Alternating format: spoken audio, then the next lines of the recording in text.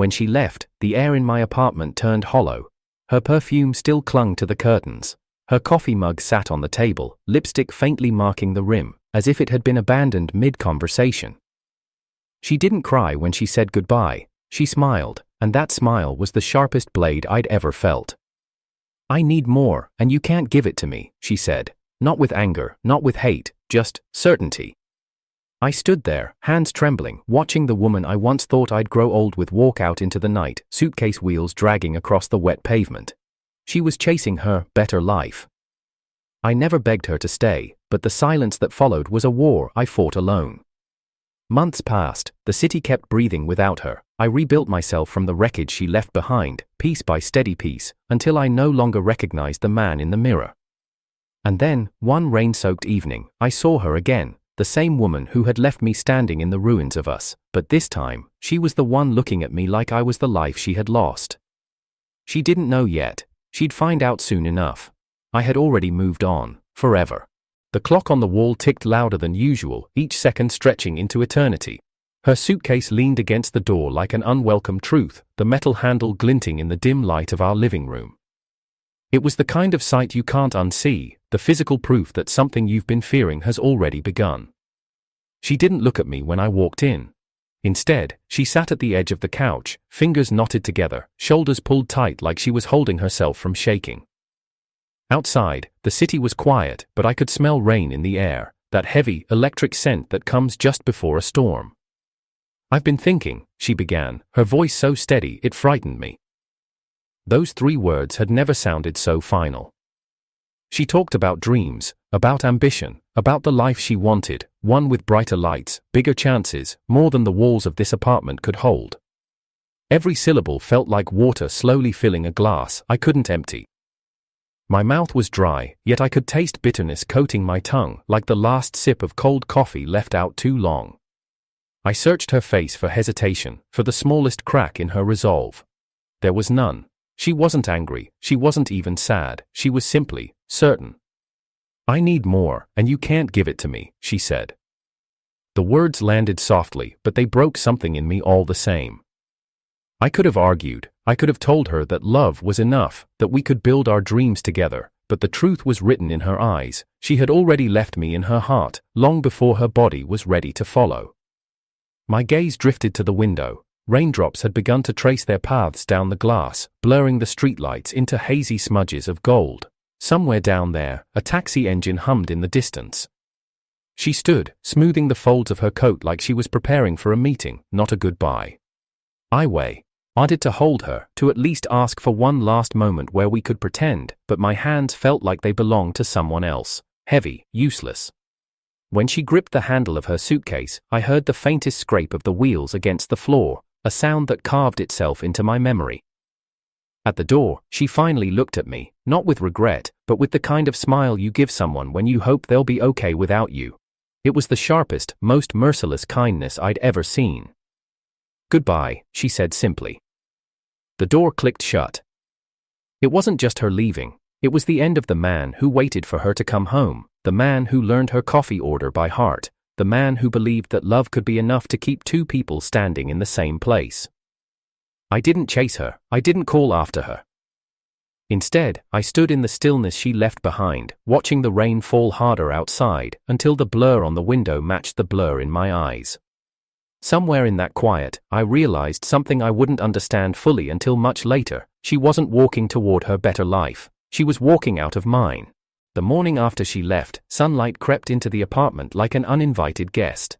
It touched the edge of her coffee mug still on the table, the faint lipstick mark frozen there like a signature on something I hadn't agreed to sign. I didn't move it, I didn't move anything. The suitcase scrape was still in my ears, the sound replaying whenever the silence grew too loud. I kept the apartment exactly as it was the night she walked away, her slippers tucked under the couch, her perfume bottle on the dresser, the photo of us laughing in the kitchen pinned to the fridge. Not because I thought she'd return, but because touching any of it felt like vandalizing the grave of something I once believed was alive. Days bled into nights without shape. The clock hands turned, but they didn't mean anything. I ate when I remembered, slept when exhaustion forced me. The rest of the time, I drifted through rooms that no longer felt like mine. Friends tried at first, calls, texts, invitations. But grief makes you a poor conversationalist, and I learned to ignore the blinking notifications until they stopped coming altogether. My phone stayed silent, lying face down on the counter like it too had given up on me. I wandered the city without purpose. The streets I'd once walked with her now felt like hollow movie sets. The cafe where we argued over pastries, the bookstore where she'd dragged me to the poetry aisle, all still there, but drained of color. I was invisible in those places now, invisible even to myself. Rain became my only companion. It followed me, soft at times, relentless at others, as if the sky was trying to wash me away piece by piece. One evening, I stopped by the river. The water was black and restless under the bridge lights. I leaned against the railing, feeling the metal cold against my palms. A man nearby was sketching, not the city, but a lone figure on the bridge. His pencil moved in quiet certainty, capturing something I couldn't see. I wondered if I looked like that from the outside, just a shadow with a shape, drifting nowhere. Back at the apartment, the air grew heavier, the walls seemed to press in, each surface whispering memories I didn't want to hear. I caught myself talking to her once, asking if she'd be late again, before remembering I was alone. That was the night I stood in the center of the living room and stared at everything she'd left behind. My chest tightened. I thought of sweeping it all into boxes, erasing every trace, but my hands wouldn't move, not yet. Somewhere deep down, I understood the danger. If I stayed like this, I'd disappear entirely, not just from other people's lives, but from my own. I'd become another unclaimed thing in this apartment, collecting dust. I didn't know it then, but the decision to change wasn't going to come with a burst of courage or a grand realization. It would come slowly, in the smallest of moments, and one of them was only a few days away.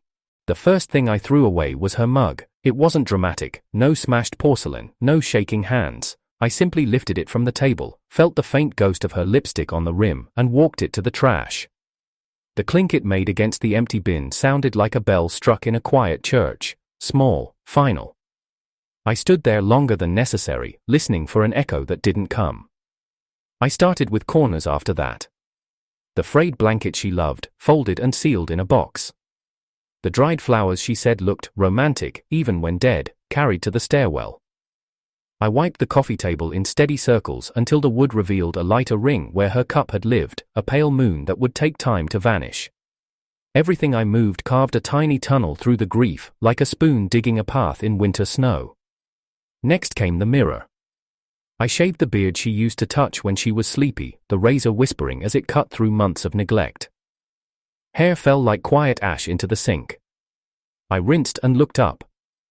My face was sharper, strange, a map rerouted.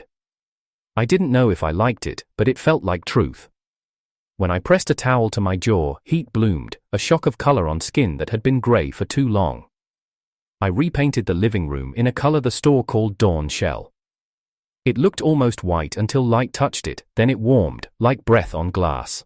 The roller glided in slow strokes, and with each pass her fingerprints receded. That faint perfume in the curtains, that soft echo of shared laughter in the walls. Paint has a smell like new rules. By the second coat, the room was unfamiliar. I let it be unfamiliar. I let it be mine. I started waking before the sun. At that hour, the city holds its breath. The streets are damp and empty, and my footsteps invented the morning. I ran without music because I wanted to hear what survival sounded like. The thud of my shoes, the pull of breath, the soft rasp when the cold air gripped my throat. Pain became currency. I spent it on distance. The first mile was grief. The second was anger. The third was simply air. On the fourth morning, I paused on the footbridge as the river changed colors under me. The water wore bronze for a minute, then surrendered it to pale gold. I leaned on the railing, steam rising from my shoulders, and watched a train slip across the far tracks like a long silver thought. For the first time since she left, I didn't think about where she might be. I thought about where I could go. The horizon didn't look like an accusation anymore, it looked like a door. Back home, I opened the closet and built two piles, before and after. Before was filled with the shirts she bought to make me look like the man she wanted to parade through rooms. After was quieter, plain, solid, easy to wear when no one is looking. It felt like I was choosing a language I could speak without translation. I bagged the before pile and set it near the door. I kept one jacket because it was mine before it ever touched her gaze. Some things deserve to survive. I found a box of postcards we bought together from a museum gift shop. Paintings in miniature, a woman reading under a window, a storm bent over a field, a lighthouse holding its stubborn light. Instead of throwing them out, I taped them along the hallway like mile markers. I wrote one sentence on the back of each, then put them face down on the console table. The first card said, "Eat." The next said, "Run tomorrow even if it rains." The third, "Do not text her back. Instructions for the newly living." I turned my phone's screen time into a ledger. Unfollowed her friends, muted her footprints. I deleted the thread where our last ordinary jokes lived, the ones about burnt toast and missing socks. My thumb hovered, and then the chat vanished, taking with it the illusion that memory could be protected by pixels. The silence afterward wasn't empty, it was spacious. It sounded like room being made. At night, I cooked badly but earnestly, burnt rice, over-salted eggs, a steak too tough to pretend tenderness. I ate at the small kitchen table, alone, with the window cracked open so the city's low hum could sit across from me like a companion. For dessert, I wrote a note to the person I was trying to become.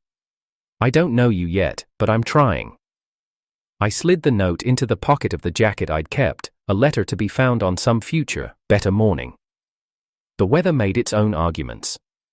One evening the rain returned, steady as a metronome, drumming on the new paint until the whole room felt rhythmic. I moved the couch beneath the window, angled it differently than before, and the room shifted like a face finding a new expression. I lay there with my hands behind my head, counting 8 beats between distant thunder. Every 8th beat, I decided, was a chance. Every 8th beat, I named something to release. On the 7th day of running, my lungs stopped protesting and started cooperating. My body, which had been only a vessel for disappointment, remembered other purposes, to move, to sweat, to carry me somewhere that wasn't yesterday. I passed a notice board in the park, a sheet of paper flapping under a pushpin. Community 10K, beginners welcome, Saturdays, 6 a.m. I didn't take a photo. I tore off one of the papi air tabs, thin as a promise, and folded it under the band of my watch. I felt the small edge bite my skin. I liked the mark it left. Inside the apartment, I stood before the empty wall over the couch. I hung a blank canvas. Not because I knew what to paint, but because I wanted to be haunted by the question. A blank space stares back at you until you answer. I rested the brush on the sill and left the first stroke for tomorrow. Sometimes the first step isn't movement, sometimes it's the refusal to fill silence with anything you don't believe. By the end of the month, I could run 5 miles without stopping. The river and I had a language now. It would turn silver when I needed quiet, slate when I needed grit. I learned the names of morning birds by the shapes their shadows made on the pavement. I noticed the baker on the corner unlock his shop at the same minute I turned toward home. He started nodding when he saw me. I nodded back, as if we shared custody of dawn. I cleaned the last drawer she'd left half-claimed. At the bottom, I found a Polaroid, her hand covering my mouth to shut me up mid-joke, my eyes smiling over her fingers. I looked at that version of me for a long time. He looked kind. He looked certain. I slid the photo into an envelope and wrote archive on the front. Not trash, not keep, archive, a museum label for a life that happened and would not happen again. The apartment smelled like citrus and paint now, like something rented to sunlight. I changed the sheets to a new color, deep green, and slept through the night without dreaming of footsteps in the hall. In the morning, I made coffee in a plain white cup. I drank it by the window, the steam writing its brief alphabet in the glass. When it faded, the city stood there waiting, not impatient, just ready. I laced my shoes and opened the door to leave for the park, the paper tab still snug under my watch. In the hall, taped crooked to the community board I always ignored, there was another flyer I hadn't seen before: open studio nights, bring nothing but yourself. I touched the edge, felt the soft tug of possibility, the quiet doorway built out of paper and ink. Behind me, inside, the blank canvas listened from its hook. I tore off a second tab and tucked it beside the first. 2 thin slips pressed into my pulse, counting time I didn't want to waste anymore. The stairwell smelled like rain-soaked concrete and a faint trace of someone's cologne. I took the steps down, one floor after another, feeling the small weight of the tabs, coordinates to a life I hadn't charted yet. At the lobby door, I paused, palm against the glass, watching dawn dissolve the last of the streetlights. Somewhere beyond the park and the studio and the soft map beating against my wrist, people I didn't know were about to cross my path. People who would call me by name without knowing who I used to be. I pushed the door open and stepped into the morning, breath misting in front of me like a signature. Across the street, under the pale sky, a group was gathering near the notice board. Someone lifted a hand to wave at newcomers.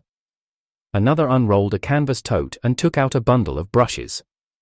I checked my watch. I had time to run. I had time to show up.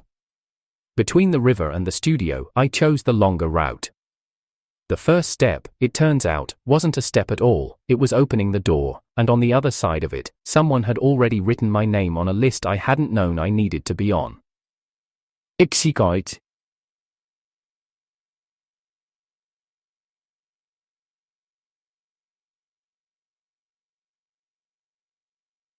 It happened without me noticing. 1 week bled into the next, and somehow, the faces around me weren't the same ones that used to fill my evenings.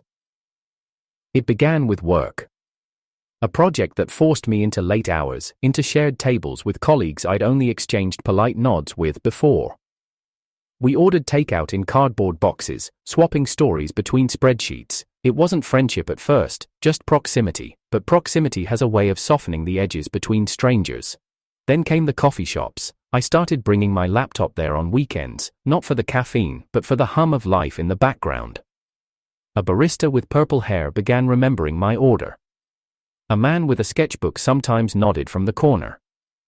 Once, I gave up my seat to a girl balancing 3 textbooks and a latte, and she smiled like I'd saved her entire day. These moments were small, ordinary, but they didn't feel like auditions. I wasn't performing to be liked. I wasn't rehearsing for someone's approval. The conversations were clumsy and warm, stitched together by shared spaces, rather than shared history. And somewhere in the middle of all this, there was Clara. I met her at a small gallery opening. I almost didn't go. The invitation had been casual, an afterthought from someone at work. The gallery smelled faintly of rain-soaked coats and cheap champagne. I was halfway through pretending to read the description of an abstract painting when she spoke beside me. I can't decide if that's a sunrise or an omelette. I laughed before I realized it, the sound startling in my own ears.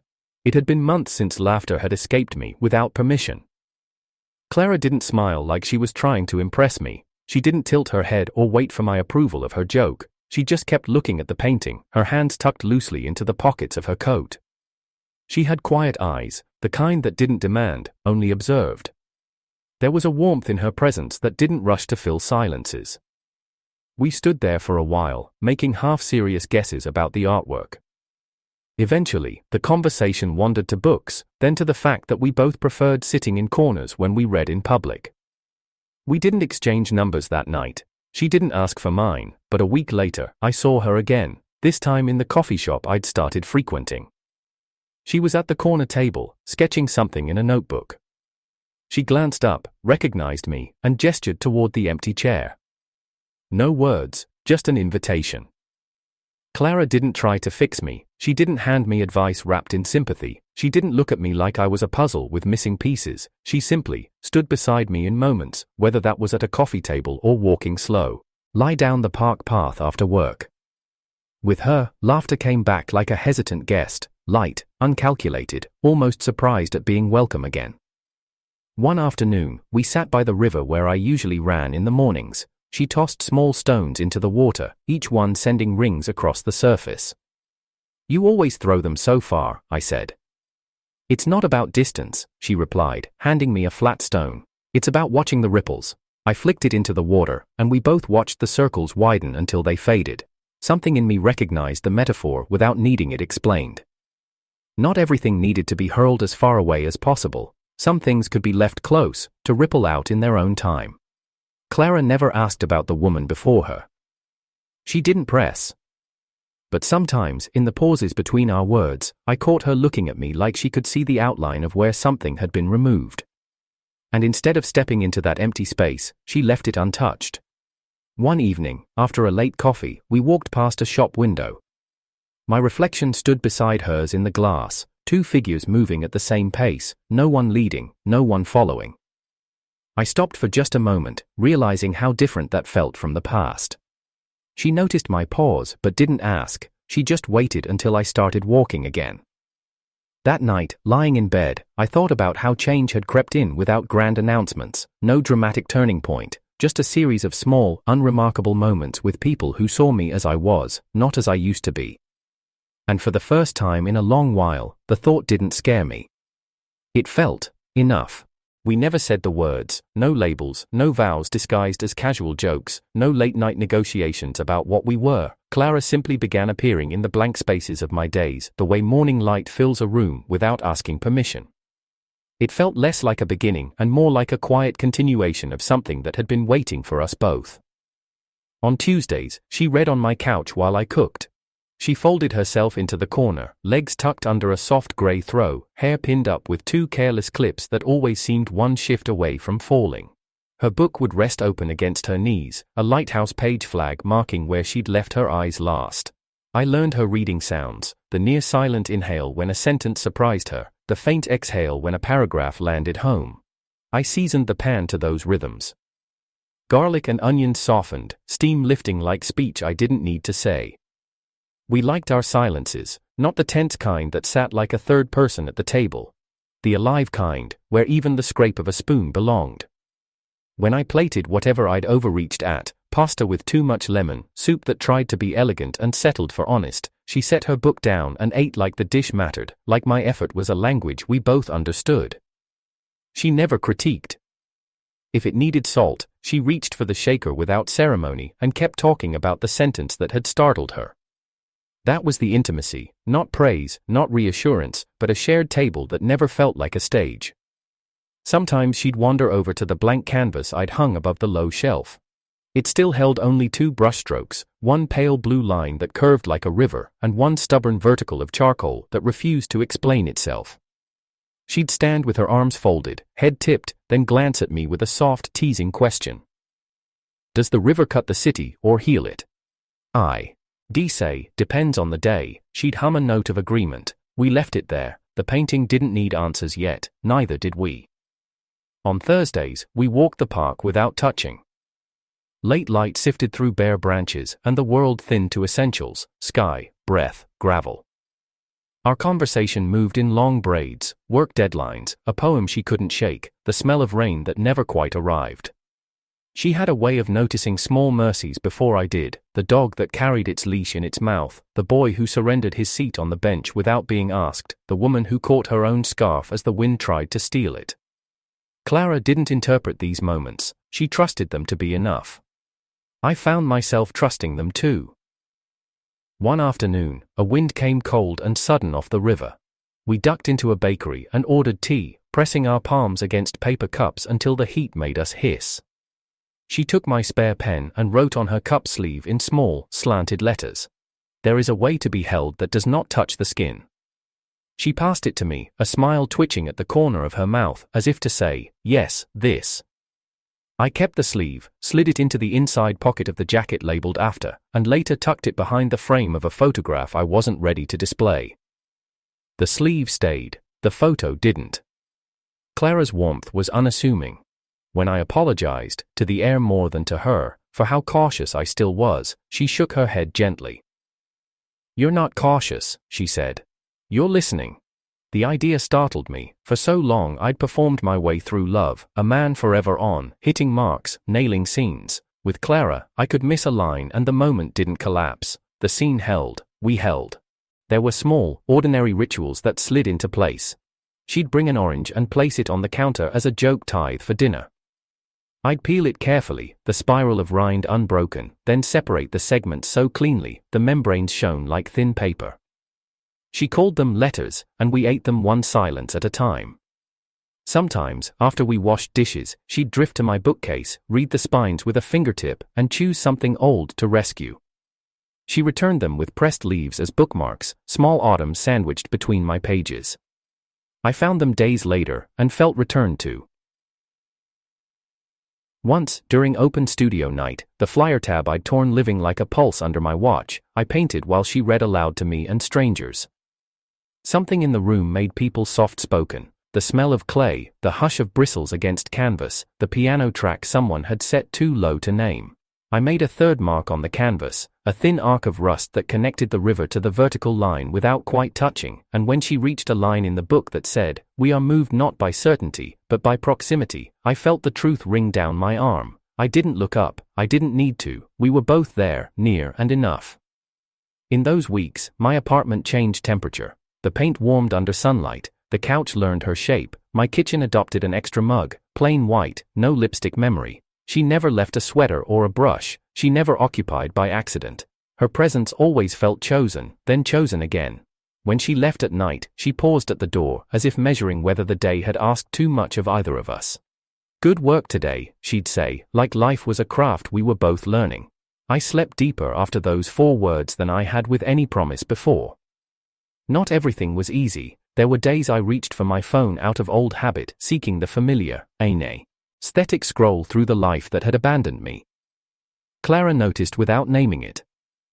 She'd ask if I wanted to walk, and, if I said yes, we'd go. If I said no, she'd sit back on the couch, open her book, and read aloud without comment until the urge passed. Her patience never turned into pity. That was our distance, and our care, a respectful line drawn with steady, human hands. One evening, rain came honest and hard. We ate on the floor, picnic style, while thunder rearranged the sky. The city's neon smeared itself on the window like wet paint. Music played low, a vinyl crackle, a saxophone from somebody else's decade. She leaned her shoulder against the wall, I leaned mine near, not touching. Our knees brushed once, a misread of space, a small electricity neither of us pretended not to feel. We didn't escalate it, we let it be information. We breathed with it. Later, she stood at the canvas again. "You added a bridge," she said, noticing the rust arc for what it wanted to be. "No," I said, startled at my own certainty. "Not a bridge, a reach." We looked at it together. The river stayed a river. The vertical line held. The arc didn't make promises it couldn't keep. She nodded, satisfied by the honesty. I felt something quiet open in my chest, a door unlatched from the inside. We washed the 2 plates, the 2 cups, and I dried them, and there was a contentment in that math that no chorus of declarations had ever given me. She slid on her shoes. The rain had gentled to a veil. At the door, she hesitated, then did something she hadn't done before. She reached up and pressed her mouth to my temple. Not a kiss that demanded a name, a benediction, a note in the margin. "See you Thursday," she said, like a promise sewn with an unshowy thread. After she left, I stayed in the hush she'd organized. The apartment felt inhabited, not haunted. I took the cup sleeve from my pocket and set it against the canvas's frame. It didn't match, it didn't need to. The inscription looked like it belonged to the same language. I walked to the window and watched the rain smooth the street into something new. My phone lay face down on the sill, screen black, obedient to the hour. I wasn't waiting for anything. I wasn't rehearsing. I was simply there, breathing in a room that, for the first time in months, felt like it had learned my name again. I lifted the phone to set my alarm for the run, thumb moving without thinking. It lit the dark. A single notification rose through the quiet like a held note breaking. One new message, from a name I had archived. It was past midnight when the light from my phone cut through the dark. The apartment was quiet except for the slow tick of the clock above the kitchen doorway. I had been reading, or at least pretending to, letting Clara's borrowed novel rest against my palm, its spine warm from the hours it had sat there. When the screen lit up, I almost ignored it. Then I saw the name. Her. Not the contact name I'd deleted, not the photograph I'd erased, just the raw letters that made the muscles in my jaw tighten before my mind could catch up. I didn't open it right away, I just stared at the notification, the way you stare at a door you know is locked but can't help checking again. The words floated there like something dredged from deep water. "I'm back in the city. Would you like to meet?" No apology, no question about how I'd been, just a clean slice into the present, as if the last year had been a brief commercial break. I set the phone down, face down, as though that would stop it from burning, but the weight of it pressed against the table, pulling at me like a magnet. For a moment, the ghost of who I'd been, the man who stood in a rain-lit doorway as she wheeled her suitcase away, stirred inside me. That man's reflex was to answer instantly, to agree without thinking. To hope, like a fool, that love could be resuscitated by proximity. I turned the phone over again.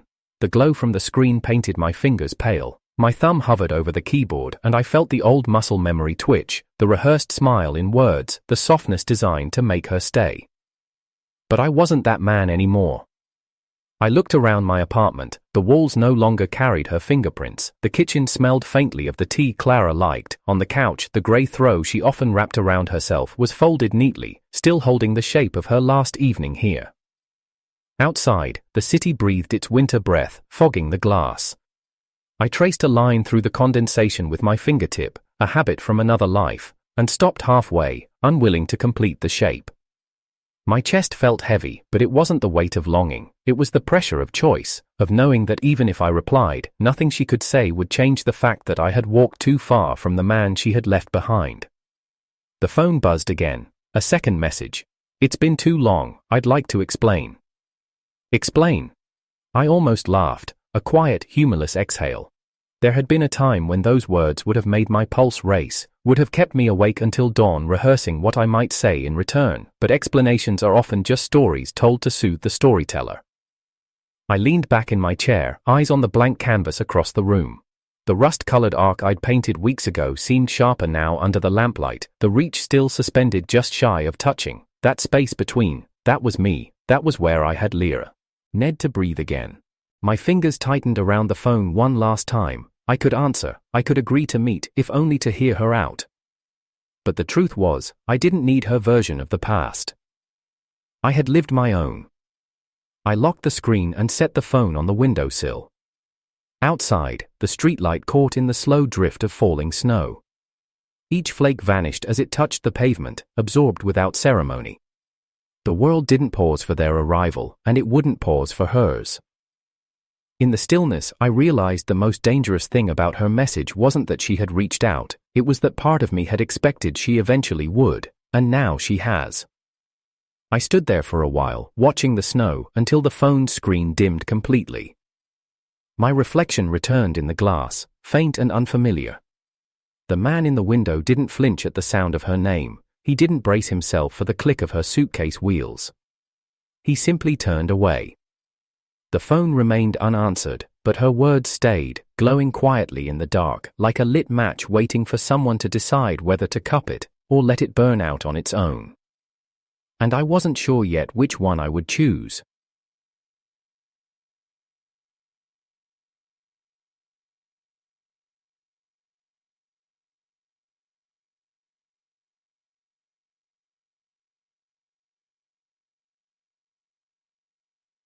It happened on a Thursday I hadn't planned for.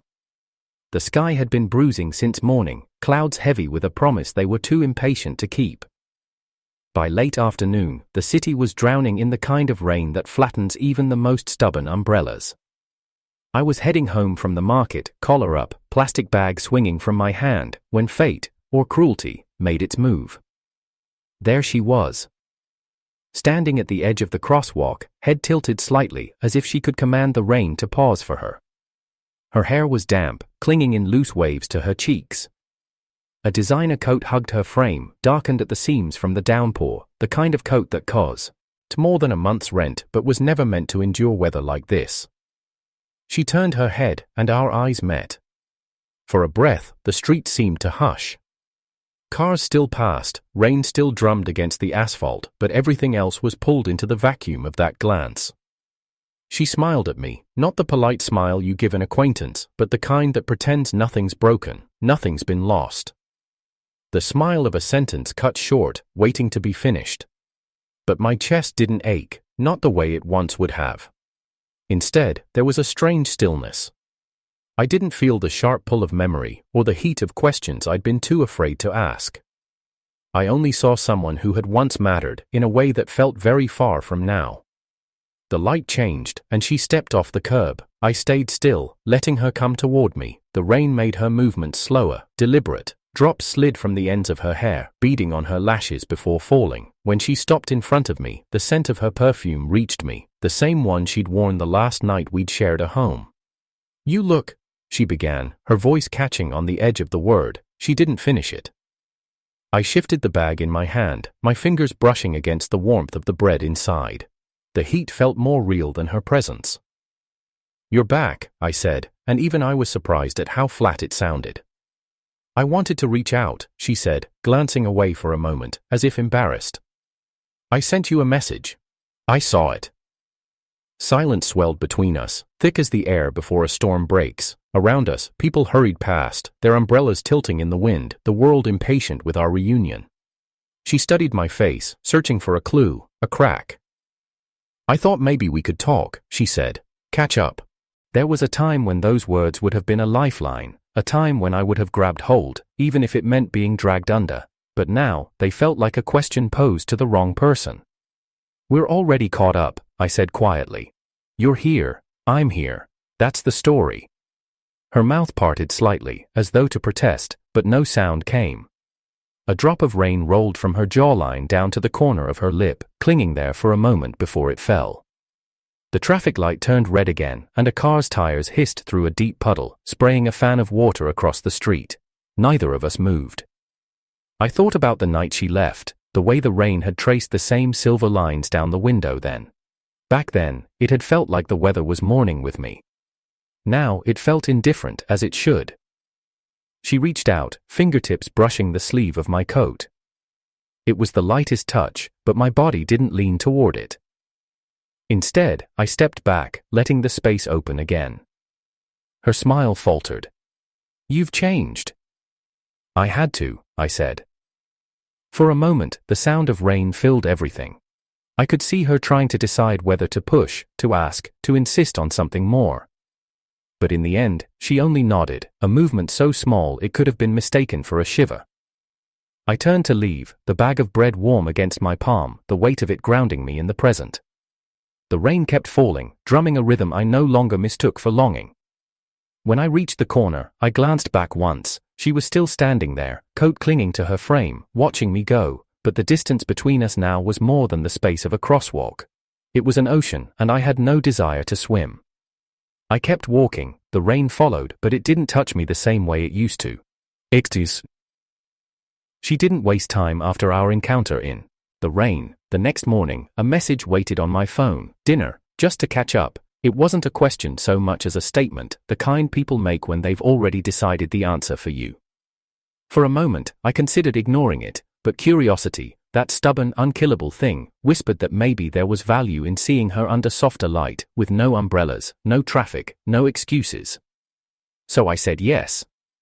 We met in a place she chose, a restaurant with warm amber lighting and linen napkins folded like origami. I could tell by the way the host greeted her by name that she'd been here more than once. She slid into the seat across from me, shaking the rain from her coat like a woman shedding the last trace of the street outside. "You look different," she said, studying me as though I were a painting she couldn't place. "I am," I replied, my voice even. Menus arrived. She didn't look at hers. Instead, she launched into a narrative that was part travelogue, part confession. Paris in spring, where the street smelled of fresh bread and wet stone. A villa in Tuscany with a pool overlooking the vineyards. Names of people I didn't know, strung together with champagne toasts and rooftop views. Her hands moved as she spoke, bracelets catching the light. I noticed she kept glancing at my expression, as if waiting for a flash of awe or regret. But all I gave her was a polite smile, the kind you offer a stranger at a wedding table. When the food arrived, I let her keep talking. She described dinners with people, important enough to be in the right rooms, the thrill of not just being invited, but expected. She sipped her wine slowly, like it was meant to punctuate her sentences. But beneath the practiced glow of her stories, something flickered. It was in the way her gaze lingered too long on me between bites, the slight hitch in her voice when she asked, "And you, what have you been up to?" I told her the truth, or enough of it. Work had been steady. I'd taken up running, I spent time painting again. I left out Clara's name, but her presence clung to my words, shaping them into something quieter, steadier.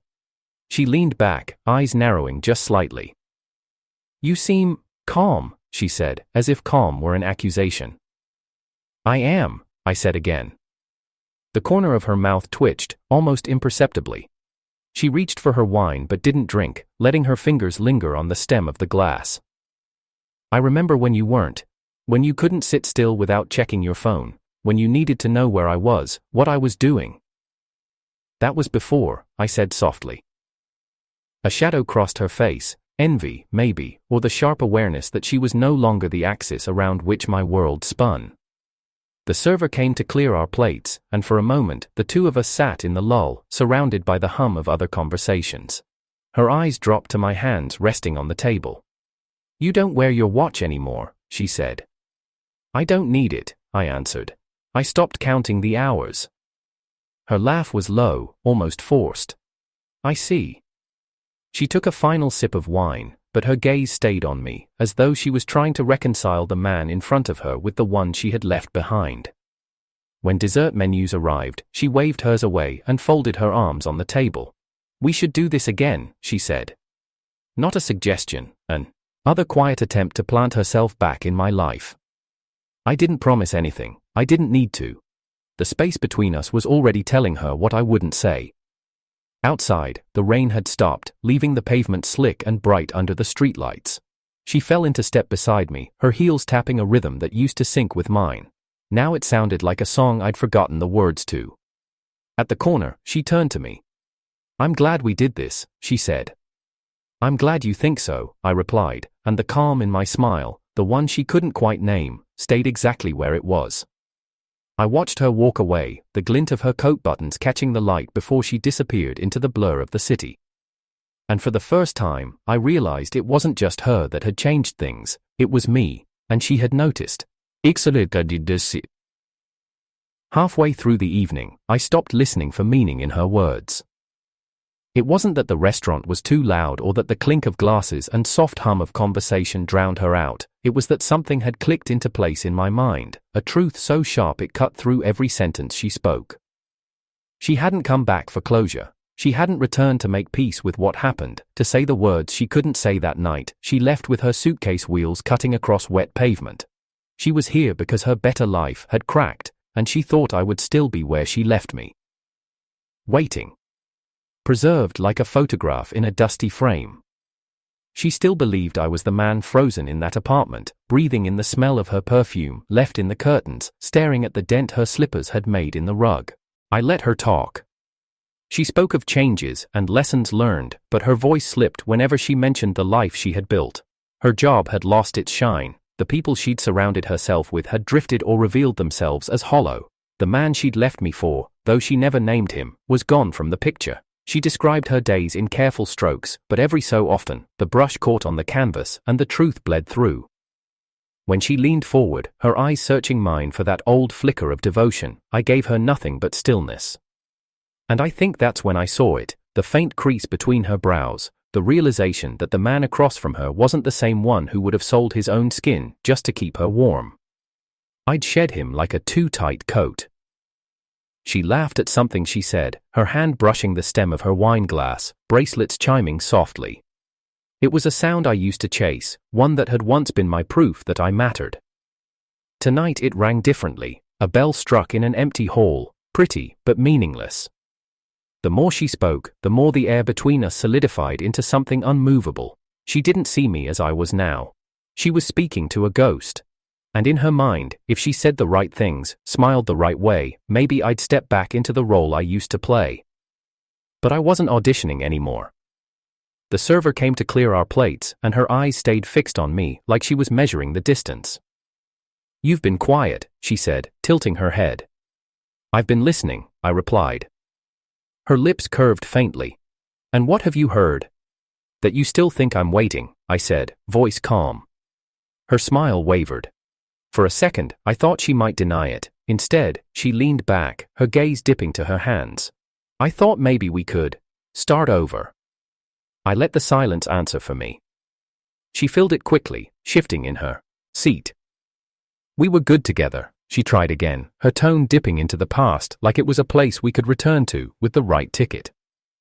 I thought of the apartment after she left, the way the air had turned still, the way I'd left her mug on the table like a gravestone. I thought of the mornings now, the breath in my chest as I ran along the river, the scent of fresh paint in my living room, the quiet steadiness of Clara's presence on the couch while I cooked. And I realized the most dangerous thing she'd done wasn't leaving, it was assuming she could come back and find me unchanged. The check came, she made no move for it, the old expectation slipping back into place like a hand into a familiar glove. I paid without comment, not because I wanted to, but because this wasn't a battlefield worth fighting on. We stepped outside into the night air. The rain had stopped, leaving the streets slick and glowing under the city's neon. She fell into step beside me, her perfume curling into the damp air. At the corner, she stopped. I meant what I said, we could try again. I looked at her then, really looked. She was beautiful, yes, but not in a way that reached me anymore. There was no ache in my chest, no tug in my ribs, just a quiet clarity. "We're already finished," I said. Her eyes softened, but not in surrender, in disbelief. Like she was still searching for the line where I'd break and let her in, but the line was gone. I walked away first. The sound of my footsteps against wet pavement felt steady, unhurried. Behind me, she didn't call my name. And in that moment, I knew the distance between us wasn't measured in blocks or years, it was measured in the life I'd built without her, a life she could never step into. The finality didn't hurt, it felt like air filling my lungs, and I didn't look back. We stepped out of the restaurant into the kind of night that holds its breath before breaking. The air was damp, the street lamps glowing in halos where the mist caught their light. She paused just beyond the doorway, her hand loosely gripping her clutch, eyes searching mine, like there was still a chapter left to write. I could read the expectation in her posture, the subtle tilt of her chin, the way her breath slowed. She was waiting for an opening, a gesture, a word that would invite her back into the space she'd abandoned. For a second, I saw the outline of the woman I once loved, the way I remembered her on the nights we stayed up until dawn, laughing like we had stolen the hours. But it wasn't the same. That woman had lived in a story we'd already closed. The rain began to fall again, softly at first, a scatter of silver tapping on the awning above us. She glanced up, as if even the sky might delay its weeping long enough for her to finish what she'd come for. "You've changed," she said finally. I let the words hang between us, unclaimed. "I have," I replied. My voice was steady. She stepped closer, her perfume mingling with the faint scent of wet pavement. "It doesn't have to be over," she murmured, as if the rain could dissolve the years between us. But I shook my head, not in anger, not in triumph, but in clarity. "It does, and it should." Her lips parted, the protest ready, but I didn't give her the chance. I looked at her, really looked, and felt the sharp truth of it settle in my chest. "Thank you," I said. Her brow furrowed, confusion flickering in her eyes. "For what?" "For leaving." The words seemed to still her, as if I had struck a note she didn't know existed. "Because your absence," I continued, "forced me to find the parts of myself I'd buried just to keep you close, and now that I've found them, I won't lose them again." Her eyes searched mine for something to hold on to, but there was nothing left to give. Whatever tether had bound us had long since frayed, and tonight it finally gave way entirely. I stepped back, the distance between us no longer just physical. Behind her, the restaurant's warm light spilled out onto the street, catching the rain in 100 brief sparks. I turned away before she could speak, before she could try to dress her regret in promises. The rain fell harder, soaking the shoulders of my coat, running cold against the back of my neck. But it didn't feel heavy. It felt like a cleansing, like the city itself was washing away the last traces of her from my life. At the end of the street, under the awning of the little cafe that stayed open too late, Clara stood waiting. She saw me before I reached her, her face calm, her hands tucked into her pockets. There was no question in her eyes, no demand for explanation, just presence. When I reached her, she smiled, a small quiet smile that felt like home. I realized then that this was the difference. With Clara, there was no performance, no tightrope of worthiness to walk. I could simply arrive, as I was. Behind me, the rain blurred the street into a watercolor of lights and movement. Somewhere in that blur, she was still standing, watching me go. I didn't look back. Because some goodbyes aren't spoken to end something. They're spoken to protect what you've finally begun to build. And this time, I was walking toward it. Not away.